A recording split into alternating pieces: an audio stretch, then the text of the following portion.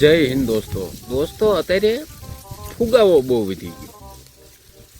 70% ફુગાવો અને 30% સાહેબ ઓરિજિનલ વસ્તુ માણામાં પણ એવું થઈ ગયું માણા જોવો ને એટલે ઘીરે હોય ને એટલે રામ રેખો હોય હા રામ રેખો સીધો ને શર્ટ બહાર નીકળે ને એટલે કૃષ્ણ રેખો થઈ જાય કેમ સોવો એટલે ભાઈ સારું છે જાને એમ દોસ્તો બાજવાની પણ પ્રેક્ટિસ નહીં શું હતી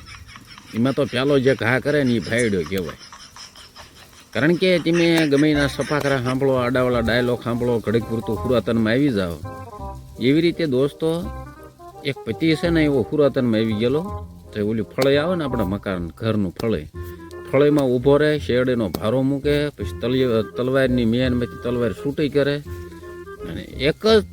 તલવારે ભારાનો ઝાટકો કાપી નાખે પાછો બીજો દી ઉગે પાછો બીજા દી તલવાર કાઢે પાછો શેરડીનો ભારો છે એ ફળિયામાં ઊભો મૂકે અને એક જ તલવારના ઝાટકે ભારો કાપી નાખે આવું અઠવાડિયું પ્રેક્ટિસ આવેલી પછી એની પત્ની ભોગ જણા પોલકું સીવતી છે તો હાલતા નીકળે તો ઓલી સીવવાની જે પોલકાની ફોજ આવે ને એનો મૂક્યો ઘૂસતો તા કૂદ્યો કે આમ યાર આમ ના ચાલે આવી રીતે ન હોય પછી એની પત્નીએ કીધું કે દુશ્મન આવે ને શેરડીના ભારા કોઈડે ઊભા ન આવે ડોવા હરમ ના વાગે દેવું મરવું મારવું ઝારી જોઈ ખગારી જટ ખલો કે એ તો ખરી છે